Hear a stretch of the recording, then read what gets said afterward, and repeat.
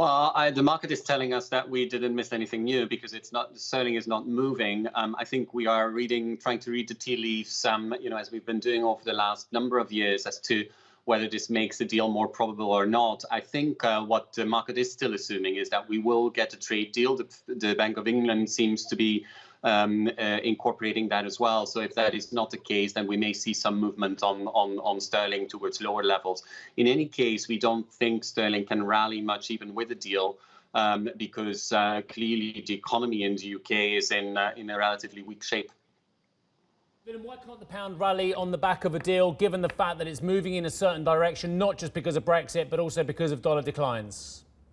Exactly. So, part of it is indeed the dollar decline. We think there is a little bit more momentum behind the dollar decline, probably another 4-5% or so against, a basket of currencies that has to do with the risk on tone in the market. That being said, clearly there, market sentiment around us, although we are positive on markets, on risk assets for 2021, sentiment for the moment is quite stretched. So, that clearly that dollar decline even is not going to go in a straight line.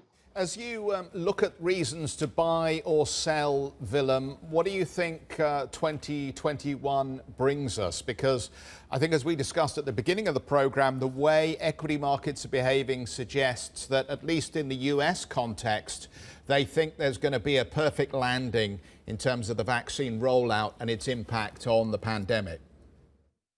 Yeah, so I think when you look at 2021, there are two big fundamentals there. There is the economic growth, where we know that we almost know, right? Nothing is ever sure, but we have high confidence that the economy and profits should be bigger in 2021 than they are currently. But indeed, as you're saying, the path towards that has a lot of uncertainty around that. So the way you manage that is by investing still in quality assets. We are not going into value stock just for the sake of it. We've gone from preferring growth over value. We've now a neutral stance on that style, but we are not going to go overweight on value, because any delay in terms of reopening could still hurt the weaker balance sheets, because cash flows can continue to remain at 60, 70, 80% for quite a while.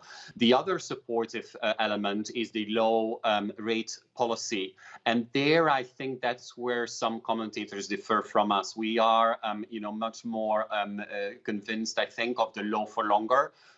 We have seen in the central bank meetings over the last week that the ECB, the Fed, the Bank of England, Japan even as well, are really going to push back against any market